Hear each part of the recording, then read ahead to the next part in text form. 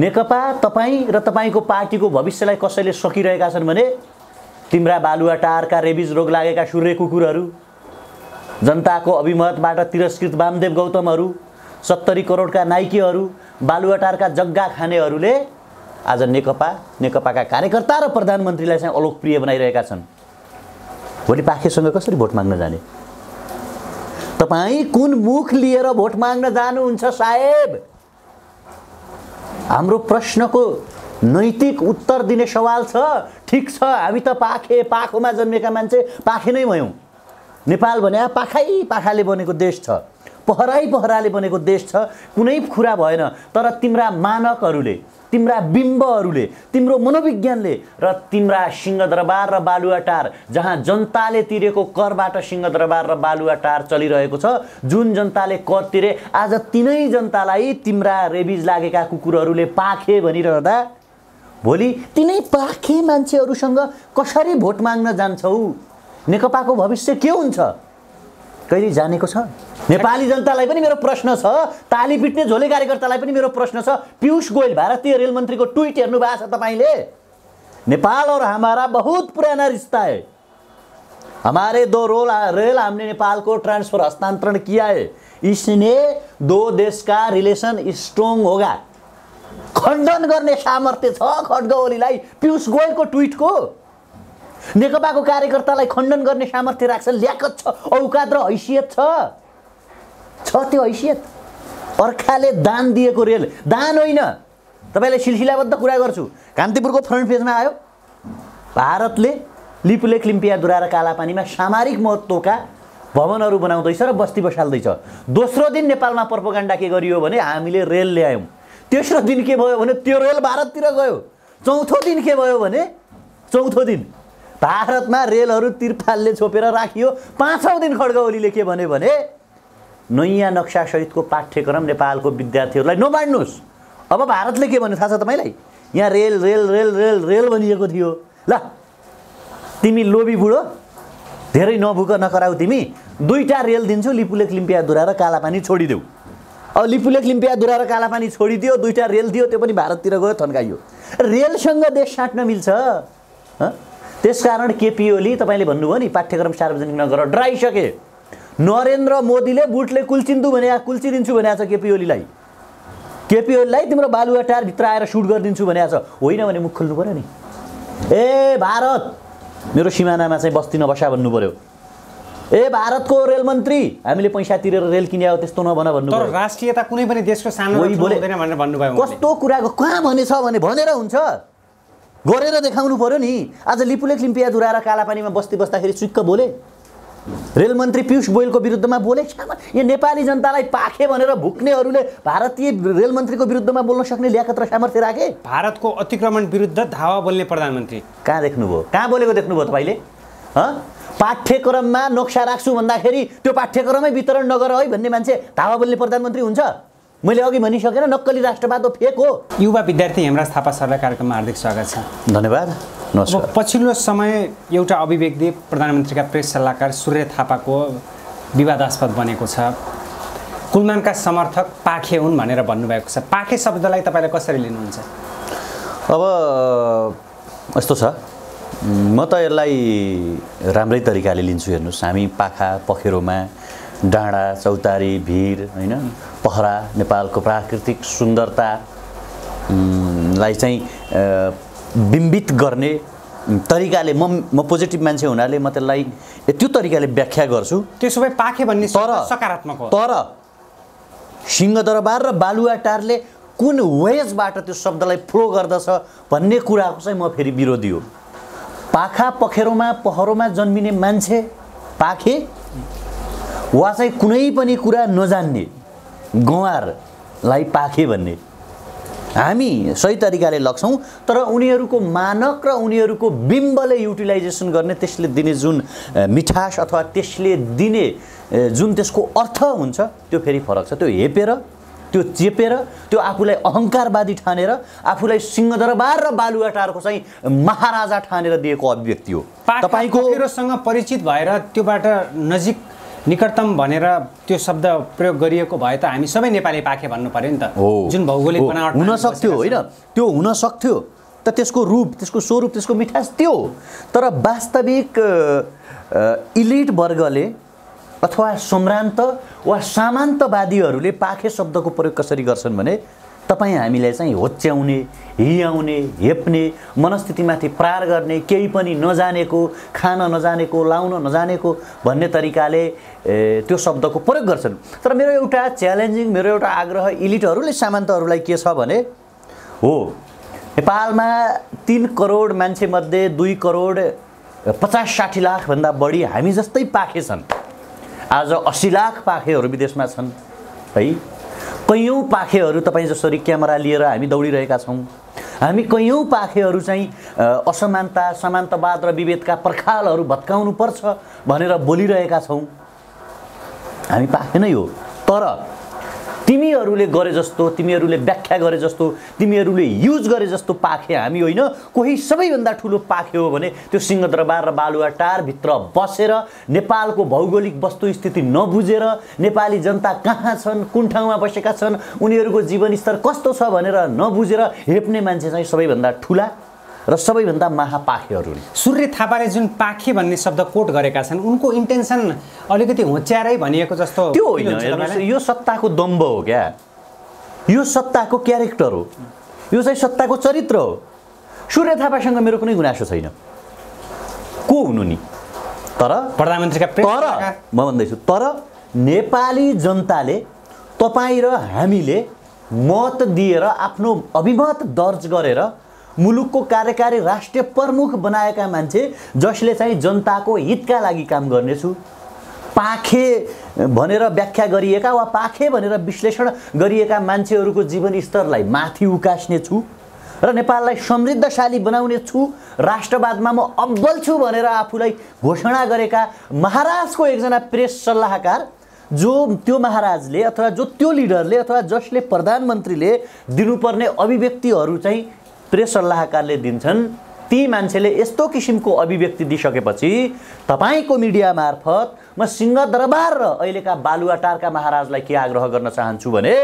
केपी ओली तिम्रो दरबारमा पालेको वफादार कुत्तालाई रेबिज लागेको छ तिमीले रेबिजको इन्जेक्सन दिएनौ भने तिमीले तिम्रो रेबिज लागेको बौलाहा कुकुरलाई भोटे साङ्लाले बाँधेर खोरभित्र जाखेनौ भने सडकमा तिम्रो कुकुर बौलाउँदै आयो भने लट्ठीले हानेर नेपाली जनताले मारिदिनेछन् किनकि बौलाहा कुकुरले जसलाई पनि टोक्न सक्छ बौलाहा कुकुरले अरूलाई रेबिज सार्न सक्छ अरू राम्रा मान्छेहरूलाई टोक्न सक्छ तिम्रो छाडा कुकुरलाई ठेगाना लगाऊ खोरभित्र उड यदि बालुवाटारभित्र नेपाली जनताले तिरेको करबाट मस्ती गरेर असनको छाडा साँडे जसरी कोही डुक्रिन्छ भने अब नेपाली जनताले त्यसलाई तह लगाउनेछन् म फेरि भन्छु यदि तिम्रो वफादार कुत्ता पागल छ भने पाटनमा लगाएर उपचार गरौ तर राष्ट्रिय ढुकुटीबाट होइन तपाईँ हामी एक रुपैयाँ तिरेर त्यसको उपचार खर्च जम्मा गर्छौं अर्को आग्रह छ प्रधानमन्त्रीलाई तिम्रो लगाम बिनाको घोडोलाई लगाम लगाऊ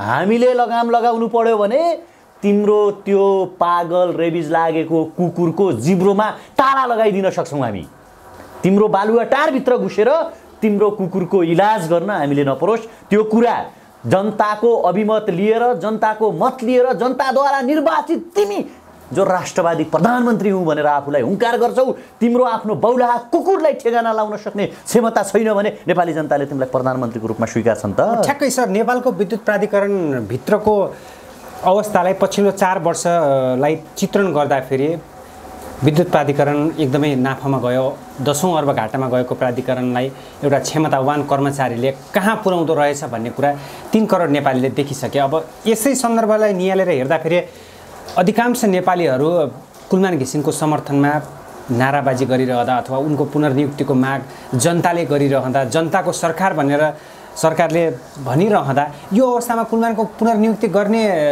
अभिव्यक्ति दिनेलाई नै किन यस्तो उनीहरू क्रिटिसाइज जब जब मान्छेहरूले आफ्नो धरातल बिर्सिन्छन् केपी शर्मा ओलीको पतन नारा लाउँदा त मान्छे जब आफ्नो धरातल बिर्सिन्छन् हैन मैले हरेक चोटी भनिसकेको छु भ्रष्टाचार व्यभिचार कुशासन असमानता दलाल तस्कर र माफियाको नाइके का रूपमा चिनिने केपी ओली, प्रचण्ड र देउबाहरू र तिनीहरूलाई संरक्षण गर्ने गिरोह भनेका सिंहदरबार र बालुवाटारहरू हिजो लकडाउनको बेला आजलाई होइन भोलिलाई मेरो 5 वर्ष ओलीलाई भनेर अभिव्यक्ति दिन सडकमा नारा जुलुस लगाउँदाखेरि सभ्य हुने, तर काम गरेर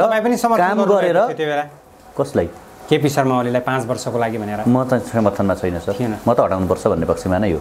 यो सत्ता नै हटाइदिनुपर्छ, पुरै यो पार्टी नै कोल्याप्स गर्नुपर्छ, युवाहरूको पार्टी बनाउनुपर्छ भन्ने पक्षमा हो। तर आज जसले काम गरे, जसले उज्यालो दिए, जसले विद्युत प्राधिकरणलाई फाइदामा लगे, जो चाहिँ नेपाली जनताको मन र मस्तिष्कमा बस्न सफल हुनुभयो, त्यो मान्छेको पक्षमा नारा जुलुस लगाउने अथवा त्यो मान्छेको पक्षमा समर्थन गर्नेहरू चाहिँ पाखे हुने, उडी उडी हान्ने, टाउकामा कटबास बन्दुकको नोकले हानेर खुन रगत निकाल्ने, हातखुट्टा भाँचेर प्यारालाइसिस बनाउने अवस्थामा पुगाउने हामी मान्छे होइनौँ। धेरै अभियन्ताको हाम्रो भावना छैन, हड्डी पसली हाम्रो भावनाको कदर गर्नु पर्दैन।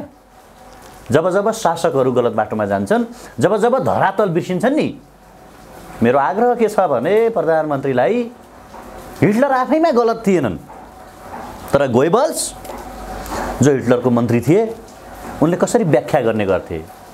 चिन्नुहोस् प्रधानमन्त्रीज्यू, नेकपाको कार्यकर्ता कृपया तपाईँहरू हेर्दै हुनुहुन्छ होला, हामी नेकपाको आज पनि विरोधी होइन क्या, नेपालको कुनै पनि नागरिकको, तर तपाईँहरूका बौलाहा मान्छेहरूले प्रयोग गर्ने बिम्ब, उहाँहरूले प्रयोग गर्ने शब्दको हामी विरोधी छौँ। भोलि जनताले गाउँ गाउँबाट लखेट्छन्, पाखेहरूसँग भोट माग्न किन आएको, पाखेको बस्तीमा किन आएको भन्दैनन् मान्छेले। अब ठ्याक्कै यसै सँगसँगै प्रधानमन्त्री केपी शर्मा ओली जसरी हिजोको दिनमा उनको लोकप्रियताको ग्राफ वात्तै बढेको थियो, नेपाली भूमि कालापानी हामीले त्यति बेला पनि विरोध गरेका थियौँ। अहिलेको परिस्थितिमा अब उहाँले फेरि त्यो नयाँ नक्सा पाठ्यक्रममा नछाप्नु भनेर निर्देशन दिएका छन्। यसलाई कसरी? मैले तपाईँलाई हरेकचोटि भन्दै आएको छु, तपाईँहरू ध्यान दिनुहुन्छ कि हुँदैन, नोटिस गर्नुहुन्छ कि हुँदैन? संसारको सबैभन्दा घातक कुरा, विशेष त्यहाँ देशका लागि सबभन्दा घातलाग्दो कुरा अथवा देशलाई घात गर्ने कुरा भनेको नक्कली राष्ट्रवाद हो। हेर्नुहोस्, फेकिज्म हो। लाइक नाजिज्म जुन छ नि, हिटलरिज्म, त्यो पनि नक्कली राष्ट्रवाद थियो। ट्रम्पको उदयका कुरा गर्नुहोस् वा तपाईँ अहिलेको हाम्रो भारतीय प्रधानमन्त्री नरेन्द्र मोदीको कुरा गर्नुहोस् वा केपी ओलीको कुरा गर्नुहोस्, यी हरेक पात्रहरू नक्कली राष्ट्रवादको जगबाट उदयका हुन्। नक्कली राष्ट्रवाद भनेको मुतको न्यानो जस्तो हो क्या। एउटा चर्चित मुभीको डाइलग छ, त्यो मैले पनि त्यो मुभी हेरेको थिएँ। मुतको न्यानो जस्तो हो क्या नक्कली राष्ट्रवाद भनेको। क्षणिक आनन्द आउँछ, न्यानो हुन्छ, तर पछि चाहिँ चिसो हुन्छ, गिलो हुन्छ, त्यसले शरीरलाई काम गर्दैन। हामीले त्यो बेलै भनेका थियौँ, खड्ग ओली र उनको कम्पनी कहिल्यै पनि राष्ट्रवादी थिएन क्या।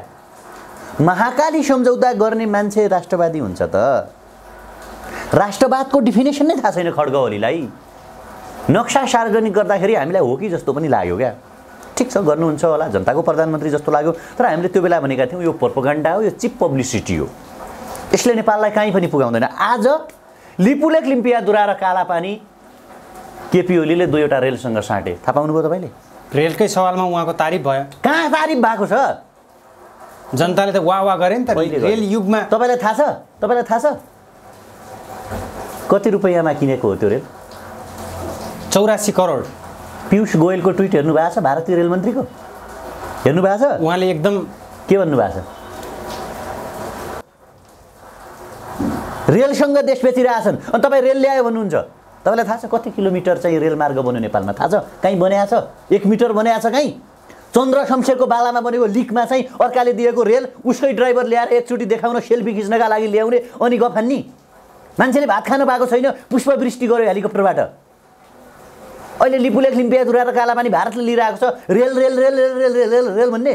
त्यसो भए अहिलेको परिवेश कहाँ छ रेल? पूर्व पश्चिममा रेल छ? काठमाडौँमा तपाईँ रेल चढ्नुहुन्छ? रेलमा घर जानुहुन्छ तपाईँ? कोही जनता गएको छ? उहिले आज होइन, राणा शासनमा चन्द्र शमशेरको पालामा बनाएको लिगमा भारतका रेल मन्त्रीले दिएका दुईटा रेलहरू ल्याएर फुर्ती लाउने हामीसँग लिपुलेक, लिम्पियादुरा र कालापानी बेचेर। अहिले भारतले पनि नेपाली भूमि अतिक्रमण गरिरहेको छ, चीनले पनि त्यस्तै अतिक्रमण गरेको खबर आइरहेको छ। दुई चाकी बीच हामीले विरोध गरिसक्यौँ, मैले, जनता सबैले गरिरहेछन्। त्यो कहाँ गयो त्यो 11 नम्बर पिल्लर? खोजी गर्नु पर्यो नि। थाहा छैन भने हिजो मैले सुनिरहेको थिएँ बीबीसीमा, त्यहाँ गएर आएका प्रतिनिधिहरूको कुरा। अब थाहा छैन 11 नम्बर पिल्लर हराएको छ उता कहिल्यै पनि हाम्रो न बिओपी बस्छ न सेना बस्छ मैले त बिओपी राख त्यहाँ कहिलेदेखि भनिरहेको छु उता चाहिँ के संरचना बनाएको थियो 2-3वटा गाडीमा चिनिया होइन हामीले भन्ने कुरा हो कि राष्ट्रवाद कसैको पनि कमजोर हुँदैन राष्ट्रियता कसैको पनि कमजोर हुँदैन सानो देश होला हामी लडेर हामी चाहिँ हाम्रो अधिकार लिन तयार छौँ तर खड्ग ओली जस्ता मान्छेहरू नक्कली राष्ट्रवादीहरूले आज देश बेचिरहेका छन् बोल्नु पर्यो नि भने बोल्छन् किन नै जब यत्रो चाहिँ हङ्गामा मच्चिसक्यो 11 नम्बर पिलर गायब भएर नेपालको सिमाना कहाँनिर हो चीन र नेपालको थाहा छैन त्यहाँ चिनिया सेनाहरू आएर हामीलाई बस्न दिएनन् भनिरहेका छन् भने बालुवाटारभित्र सुतेर कुम्भकर्ण बनेर नेपाली जनतालाई पाखे भन्न लगाउने पाखण्डीहरूले आवाज दिनु पर्दैन बोल्नु पर्दैन अनि के को राष्ट्रवाद त्यसो भए अहिलेको अवस्थामा अब नेकपाको भविष्य कस्तो छ सक्यो के हो यो नेकपा भने नेपाल कन्डक्ट कमिसन पार्टी अबको 2.5 वर्ष कसरी सञ्चालन हुन्छ पार्टी सक्यो भने 2.5 वर्षको कुरा नगर्नु न अहिले त चारैतिरबाट खोक्रो भइसक्यो क्या 2टा रेल दिएर भारतले लिपुलेख लिम्पियादुरा र कालापानी लिइसक्यो यिनीहरूले बेचे हामी त त्यो फिर्ता ल्याउँछौँ अमेरिकाले चाहिँ कन्चर्टमा पेस्तुल तिर्स्याएर एमसीसी पास गर्छु भन्यो सचिवालयबाट एमसीसी पास गर्ने भनिसक्यो चाइनाले उत्तरतिरबाट एउटा पिल्लर उखेलेर चाइनातिर लिइसक्यो त्यो पिल्लरै छैन त्यहाँ के हो भइसक्यो अनि नेपाली जनताले मान्छन् अनि नेपालभित्र चाहिँ फेरि चाहिँ दादागिरी देखाउने आमामा हेर्नु त नेपालभित्र यहाँ खुट्टामा हानेर खुट्टो बाँच्ने त्यसो एउटाको टाउको फुटाउने अर्को गोविन्द केसी तपाईँ हेर्नु त हिजो म जान्न मैले 26 वर्षभन्दा बढी टिचिङमा मैले काम गरेको छु मलाई त्यहाँ लिदिनुहोस् भन्दाखेरि गाडीभित्रबाट थुतेर ट्रामा सेन्टर लिनेहरू आज चीनमा चाहिँ बिओपी स्थापना गर्न जान सक्छौ तिमीहरू नेपाली जनताले तिरेको गोलीगट्ठा बोकेर नेपाली जनताले तिरेको करबाट मस्ती गरेर नेपाली जनताहरूको टाउकोमा बुट बजार्नेहरू नेपाली जनताको टाउकोमा लट्ठी बजार्नेहरू चीनको सिमानामा जान सक्ने सामर्थ्य राख न अनि मान्छौँ अनि स्यालुट गर्छौँ अनि रिस्पेक्ट गर्छौँ पछाडिबाट हामी समर्थन गर्न आउँछौँ बालुवाटार र सिंहदरबारभित्र बसेर स्वास्नी कुट्ने पोइ जस्तो भन्छन् नि भट्टीमा झगडा हुन्छ रे क्या साथीसँग बाहिर साथीले बेसरी गोज्छन् रे अनि त्यो केही गर्न नसक्ने अनि घर आएर बुढी गोज्ने रे क्या यस्ता किसिमका साइकोलोजी र मनोविज्ञान पालेकाहरूले हामी माथि दादागिरी देखाउने हामीले के बिगाडेका छौँ कसको के खाइदिएको छ हामीले नेपाली जनताको तिरेको करबाट के 1 रुपैयाँ खाछ हामीले आज हाम्रा साथीहरूलाई ठाउँ ठाउँमा कुटिए हाम्रा साथीहरूलाई ठाउँ ठाउँमा चाहिँ कपाल फुट्ने गरी टाँका लाग्ने गरी कुटिएको छ उडीमा हाम्रा साथीहरूलाई हानिएको छ खुट्टामा हानिएको छ बिचरा गोविन्द केसी बुढा जसले चाहिँ नेपालको स्वास्थ्यका लागि भनेर राजधानी बाहिर पनि मेडिकल क्षेत्र विस्तार हुनुपर्छ भौतिक संरचना निर्माण गर औषधि पाउनुपर्छ जनताले तिमीहरू 4 मिर्गौला हारेर हिँड्ने तिम्रा श्रीमतीहरूका उपचार विदेशमा गर्ने तिमीहरू विदेश जाने नेपाली जनताले उपचार नपाउने भन्दाखेरि आफ्नो जीवनलाई नै सुकाएर सत्याग्रह गरिरहेका एकजना सत्याग्रही सन्त मान्छेलाई चाहिँ गाडीभित्रबाट थुतेर जबरजस्ती ट्रामा सेन्टर लिने तागत बोक्नेहरू लिपुलेख लिम्पियादुरा र कालापानी फिर्ता गरेर देखाउन चाइनामा बिओपी स्थापना गरेर देखाउन छेराइसक्यो यिनीहरूलाई कन्चर्टमा पेस्तुल तेर्स्याएर भनेको छ मारिस एमसीसी पास गरिस् भने गरिस् नत्र तँलाई सुतेको सुतै मारिदिन्छु रेल लिएर लिपुलेख लिम्पियादुरा र कालापानी दिनस् भने तँलाई त्यहीभित्र ठोकिदिन्छु अब चाइनाले पनि उत्तरतिरबाट सीमा अतिक्रमण गर्न थालिसक्यो अनि हामीलाई लाठी हानेर हुन्छ त्यसो भए 3 देश बीचको अतिक्रमणमा नेपाल परिरहँदा अब कस्तो जान्छ नेपालको भविष्य कस्तै जाँदैन नेपालको भविष्य सुन्दर छ नेकपाको भविष्य अन्धकार छ नेकपा भन्ने जिनिसलाई लखेटौँ नेकपा भन्ने जिनिसलाई च्युत गरेर तपाईँ हामी युवा सबैको राम्रा मान्छेहरूको सत्ता स्थापना गरौँ र हामी अन्तर्राष्ट्रिय अदालतमा गएर हुन्छ कि लड्नु पर्यो भने 2 करोड नेपालीले 18 वर्षदेखि 20 वर्षको उमेरसम्ममा सेनाको ट्रेनिङ लिएर लडेर हुन्छ राष्ट्रियता त जोगाउनु पर्यो नि बचाउनु पर्यो नि यिनीहरूलाई पो प्यारो होला जीवन प्यारो होला मलाई छैन तपाईँलाई छैन आम नेपाली युवालाई छैन मभन्दा प्यारो मेरो देश हो ठ्याक्कै यसै क्रममा एमसीसी पारित गर्ने पनि त्यो सत्ता पक्षबाट एउटा एमसीसी भन्दै नभन्नुहोस् न देश बेच्ने सम्झौतामा लाहाछाप टोक्ने क्या नेपालको प्राकृतिक स्रोत साधन लिने अमेरिकालाई दिने बेच्ने 48 अर्ब रुपियाँमा उसले भन्यो तँलाई 48 अर्ब रुपियाँ दिन्छु नेपालको प्राकृतिक स्रोत साधन बिजुली बनाएर ठेकामा लाउँछु होइन गोरखपुर लगायतका ठाउँमा चाहिँ त्यो पावर हाउस निर्माण गर्छु नेपालका रोड सोड बनाएर भारततिर जोड्छु नेपालका प्राकृतिक स्रोत साधन उत्खनन गर्दै टरकमा हाल्दै भारत पुगाएर त्यहाँबाट पानी जहाज हालेर अमेरिका पुगाउँछु भने हो क्या भने के को एमसीसी तर एमसीसी पारित हुने अवस्थामा के को एमसीसी भनिराख्नु भनेको क्या भने तपाईँ प्राकृतिक स्रोत साधन दोहन गर्ने सम्झौता क्या 48 अर्ब रुपियाँ दिन्छ केपी ओली नेकपाका कार्यकर्ता तिनका मान्छेहरूले बाँड्छन् खान्छन् लुट्छन् तिनीहरू ताल पर्यो भने भिसा लाएर अमेरिकातिर जान्छन् अनि नेपालमा भएको सबै प्राकृतिक स्रोत साधन पनि लुटिन्छ भने के यो सम्झौता हुन नेपाली जनताले दिँदैनन् क्या तर सरकारको अगाडि त जनताको केही लागेन नि कसरी केही लाग्दैन कुलमानको पक्षमा तपाईहरु आवाज उठाइरहेका छन् मान्छेहरू दमन के ठुलो कुरा भयो धरपकड भयो हुन्छ तपाईहरु आवश्यक पऱ्यो भने हामी ज्यान दिन तयार छौँ के धरपकड दमनको कुरा गरेर ब्याकअप हुनुभयो हामी भनिरहेका छौँ हामी देश बेच्ने सम्झौता लागू हुन दिँदैनौँ बरु नेपाली जनताले तिरेको करबाट किनिएका गोली गट्ठा खान छातीमा थाप्न तयार छौँ तपाईँको मिडियामा भनेको होइन हामीले हाम्रै सेना त नआउला हाम्रै प्रहरी अथवा हाम्रै नेपाली दाजुभाइ हामीलाई गोली हान तर हामी एमसीसी पारित हुन दिँदैनौँ एमसीसी पारित गर्नुभन्दा अगाडि मार हामीलाई अमेरिकी सेनाको गोली खानुभन्दा नेपाली जनताले तिरेको करको गोली खाएर मर्छौँ गुलाम बन्न हामीलाई छुट छैन के हामी गुलाम मनोविज्ञानबाट हुर्केकै होइन हाम्रो ऐतिहासिक सम्झौता हाम्रा ऐतिहासिक वीर पुर्खाहरू गुलाम बन्नका लागि जन्मेकै होइनन् भने अनि तपाईँ एमसीसी पास गर्ने कुरा गर्नुहुन्छ भने त्यसो भए जनताको धैर्यताको बाँध अहिले टुटिसक्यो टुट्न थालेको छ होइन अब हिजोको जस्तो रिभोल्युसन हुँदैन अब सोसियल रिभोल्युसन हुन्छ क्या मिडिया रिभोल्युसन हुन्छ हामी हरेक किसिमका गैर न्यायिक घाटामूलक र नेपाललाई घात गर्ने कुनै पनि सन्धि र सम्झौताको विरुद्धमा छौँ हामी स्वाधीन मान्छे हो मेहनत गर्न सक्छौँ हाम्रो युवाहरू दुबईलाई डेभलप गरिरहेका छन् कोरिया बनाइरहेका छन् गल्फ कन्ट्रीहरूमा पसिना बगाइरहेका छन् भने हामी हाम्रो देश बनाउन किन सक्दैनौँ सक्छौँ तर हामीलाई अपर्च्युनिटी दियोस् सक्दैनौ तिमीहरू भन्ने लाग्छ भने घर बनाऊ क्या उद्योगपति बन ज्याकमा जस्तो बन बिल गेट्स जस्तो बन मुकेश अम्बानी जस्तो बन व्यापार गर राष्ट्र काम गर्ने युवालाई छोडिदेऊ राष्ट्र बनाउने मान्छेहरू पनि यहाँ छन् हामीले त यो भनिरहेका छौँ क्या ठिक छ हेमराजी कार्यक्रमको अन्तिम भागमा छ जाँदा जाँदै विश्व दुनियाँबाट हेर्नुभएका दर्शकहरूलाई के भन्न चाहनुहुन्छ हेर्नुहोस् सबैजना हामी जहाँ छौँ जस्तो अवस्थामा छौँ कि त हामीले भन्नु पर्यो हामी कहिले अमेरिकाको गुलाम बन्न पनि तयार छौँ भारतको गुलाम बन्न पनि तयार छौँ लिपुलेख लिम्पिया धुरा र कालापानीमा बस्ती बसायो हामी rail rail rail rail rail KP Oli जिन्दाबाद भनेर बस्छौँ उता चाइनाले 11 नम्बर पिलर चाहिँ उखेलेर चाइनातिर लिइसक्यो हामीले भन्नु पर्यो त्यो पनि ठिक छ भन्नु पर्यो ओ बाबा होइन भने त बोल्नु पर्यो नि त भने बोल्ने जिम्मा तपाईँको खिच्ने जिम्मा अनि मेरो बोल्ने जिम्मा मात्रै हो र अरू सबै नागरिक छौँ नि हाम्रो काम चाहिँ के हो त क्या हामी बाँचेको समयमा कन्सियस माइन्डमा रहेको अवस्थामा सचेत मस्तिष्क हाम्रो भएको अवस्थामा जब हामी काम गर्न सक्दैनौँ हामी बाँच्न सक्दैनौँ हामी स्वाधीनताका लागि लड्न सक्दैनौँ भने अनि हामी वीर नेपाली हो किन भन्नु पर्यो हामी दास नेपाली हो भन्नु पर्यो नि त होइन फेरि अर्को कुरा के छ भने सिंहदरबार र बालुवाटारले हामीलाई तारो नबनाउनुहोस् क्या हामी दुश्मन होइनौँ दुश्मन अमेरिकी साम्राज्यवाद हो दुश्मन भारतीय विस्तारवाद हो दुश्मन चिनिया चाहिँ त्यो अहिले विस्तार जुन गरिरहेको छ सीमा उखेल्ने काम त्यो हो क्या अनि हामीलाई पाखे भनेर हामीलाई लट्ठीले हानेर हाम्रा टाउका फोडेर हामीलाई जेल पठाएर के पाउँछौ तिमीहरू गुलाम हौ तिमीहरू दास हौ अमेरिका सामु तिमी डराएका छौ भारत सामु तिमी डराएका छौ चाइना सामु तिमी डराएका छौ भन्ने कुरा त देखिहाल्यो नि त्यसकारण यो डरका विरुद्धमा हामी सबैजना एकजुट हौँ लागौँ काम गरौँ मेहनत पनि गरौँ देश पनि बनाऊँ सबैजना एकजुट भयो भने परिवर्तन सम्भव छ धन्यवाद नमस्कार थ्याङ्क यू सो मच